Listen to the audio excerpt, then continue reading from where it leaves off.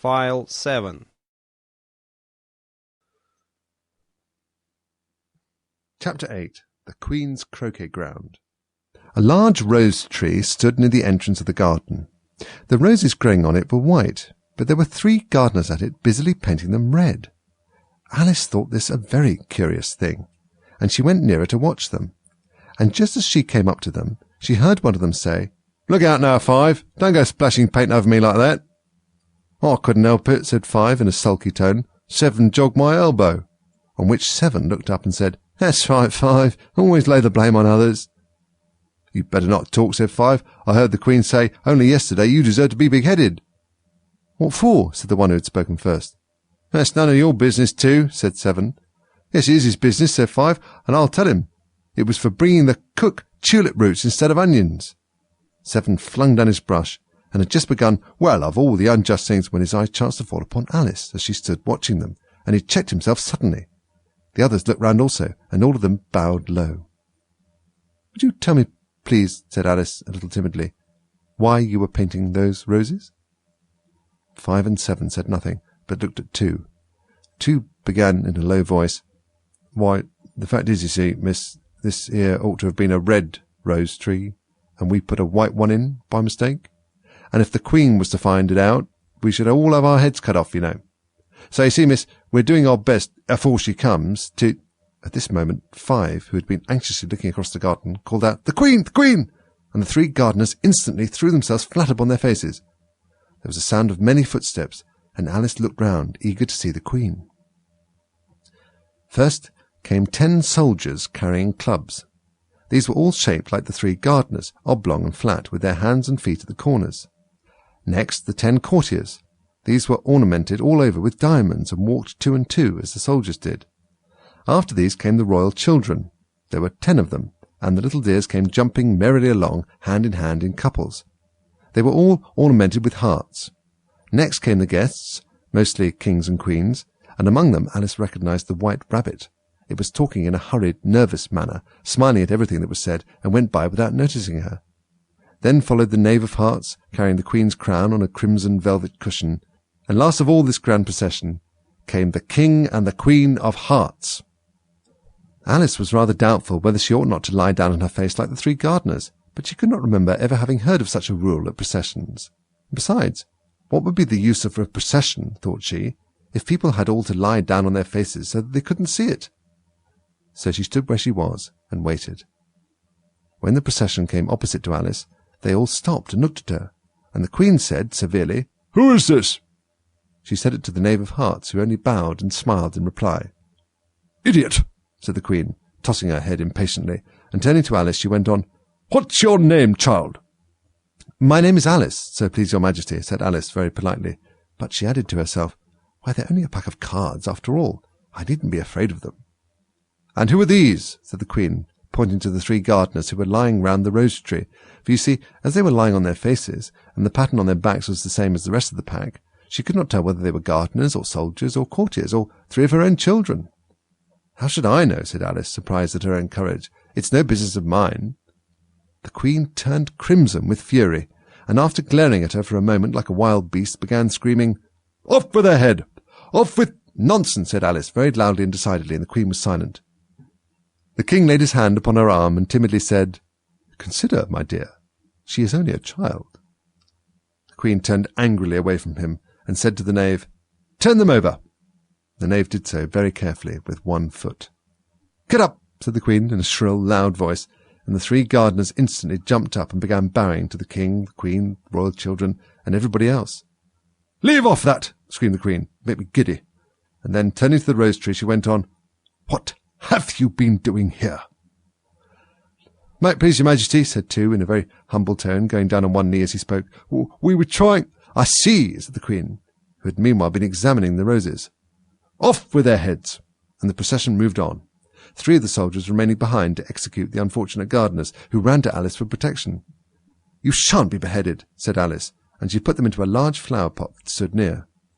The 3 soldiers wandered about for a minute or 2 looking for them, and then quietly marched off after the others. "Are their heads off?" shouted the Queen. "Their heads are gone, if it please your Majesty," the soldiers shouted in reply. "That's right," shouted the Queen. Can you play croquet?" The soldiers were silent and looked at Alice as the question was evidently meant for her. "Yes," shouted Alice. "Come on then," roared the Queen, and Alice joined the procession, wondering very much what would happen next. It's a very fine day," said a timid voice at her side. She was walking by the White Rabbit, who was peeping anxiously into her face. "Very," said Alice. "Where's the Duchess?" "Hush, hush," said the Rabbit in a low, hurried tone. He looked anxiously over his shoulder as he spoke, and then raised himself up upon tiptoe, put his mouth close to her ear, and whispered, "She's under sentence of execution." "What for?" said Alice. "Did you say, 'what a pity'?" the Rabbit asked. "No, I didn't," said Alice. "I don't think it's at all a pity. I said, 'what for?'" "She boxed the Queen's ears," the Rabbit began. Alice gave a little scream of laughter. "Oh, hush," the Rabbit whispered in a frightened tone. "The Queen will hear you. You see, she came rather late, and the Queen said—" "Get to your places," shouted the Queen in a voice of thunder, and people began running about in all directions, tumbling up against each other. However, they got settled down in a minute or two, and the game began. Alice thought she had never seen such a curious croquet ground in her life. It was all ridges and furrows. The croquet balls were live hedgehogs, and the mallets live flamingos, and the soldiers had to double themselves up and stand on their hands and feet to make the arches. The chief difficulty Alice found at first was in managing her flamingo. She succeeded in getting its body tucked away comfortably enough under her arm with its legs hanging down, but generally, just as she had got its neck nicely straightened out and was going to give the hedgehog a blow with its head, it would twist itself round and look up in her face with such a puzzled expression that she could not help bursting out laughing. And when she had got its head down and was going to begin again, it was very provoking to find that the hedgehog had unrolled itself and was in the act of crawling away. Besides all this, there was generally a ridge or a furrow in the way wherever she wanted to send the hedgehog to, and as the doubled-up soldiers were always getting up and walking off to other parts of the ground, Alice soon came to the conclusion that it was a very difficult game indeed. The players all played at once, without waiting for turns, quarrelling all the while, and fighting for the hedgehogs, and in a very short time the Queen was in a furious passion and went stamping about and shouting, "Off with his head," or "off with her head," about once in a minute. Alice began to feel very uneasy. To be sure, she had not as yet had any dispute with the Queen, but she knew that it might happen any minute, and then, thought she, what would become of me? They're dreadfully fond of beheading people here. The great wonder is that there's anyone left alive. She was looking about for some way of escape and wondering whether she could get away without being seen, when she noticed a curious appearance in the air. It puzzled her very much at first, but after watching it a minute or two, she made it out to be a grin, and she said to herself, "It's the Cheshire Cat. Now I shall have somebody to talk to." "How are you getting on?" said the cat, as soon as there was mouth enough for it to speak with. Alice waited till the eyes appeared, and then nodded. It's no use speaking to it, she thought, till its ears have come, or at least one of them. In another minute the whole head appeared, and then Alice put down her flamingo and began an account of the game, feeling very glad she had someone to listen to her. The cat seemed to think that there was enough of it now in sight, and no more of it appeared. "I don't think they play it all fairly," Alice began in rather a complaining tone, "and they all quarrel so dreadfully one can't hear oneself speak. And they don't seem to have any rules in particular, at least if there are, nobody attends to them, and you've no idea how confusing it is, all the things being alive. For instance, there's the arch I've got to go through next, walking about at the other end of the ground, and I should have croqueted the Queen's hedgehog just now, only it ran away when it saw mine coming." "How do you like the Queen?" said the cat in a low voice. "Not at all," said Alice. "She's so extremely—" Just then she noticed that the Queen was close behind her, listening, so she went on, "Likely to win, that it's hardly worth while finishing the game." The Queen smiled and passed on. "Who are you talking to?" said the King, coming up to Alice and looking at the cat's head with great curiosity. "It's a friend of mine, a Cheshire Cat," said Alice. "Allow me to introduce it." "I don't like the look of it at all," said the King. "However, it may kiss my hand if it likes." "I'd rather not," the cat remarked. "Don't be impertinent," said the King, "and don't look at me like that." He got behind Alice as he spoke.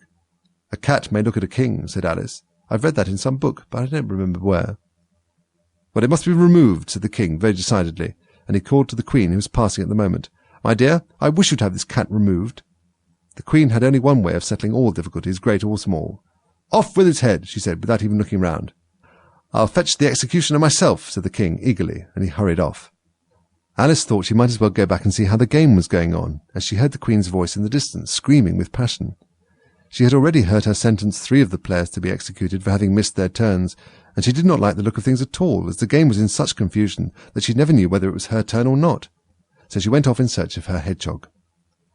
The hedgehog was engaged in a fight with another hedgehog, which seemed to Alice an excellent opportunity for croqueting one of them with the other. The only difficulty was that her flamingo was gone across to the other side of the garden, where Alice could see it trying in a helpless sort of way to fly up into a tree. By the time she had caught the flamingo and brought it back, the fight was over, and both the hedgehogs were out of sight. But it doesn't matter much, thought Alice, as all the archers are gone from this side of the ground. So she tucked it away under her arm that it might not escape again, and went back to have a little more conversation with her friend. When she got back to the Cheshire Cat, she was surprised to find quite a large crowd collected round it. There was a dispute going on between the executioner, the king, and the queen, who were all talking at once, while all the rest were quite silent and looked very uncomfortable. The moment Alice appeared, she was appealed to by all 3 to settle the question, and they repeated their arguments to her, though, as they all spoke at once, she found it very hard to make out exactly what they said. The executioner's argument was that you couldn't cut off a head unless there was a body to cut it off from, that he had never had to do such a thing before, and he wasn't going to begin at his time of life. The king's argument was that anything that had a head could be beheaded, and that you weren't to talk nonsense. The queen's argument was that if something wasn't done about it in less than no time, she'd have everybody executed all round. It was this last remark that had made the whole party look so grave and anxious. Alice could think of nothing else to say but, "It belongs to the Duchess. You'd better ask her about it." "She's in prison," the Queen said to the executioner. "Fetch her here." And the executioner went off like an arrow. The cat's head began fading away the moment he was gone, and by the time he had come back with the Duchess, it had entirely disappeared. So the king and the executioner ran wildly up and down looking for it, while the rest of the party went back to the game.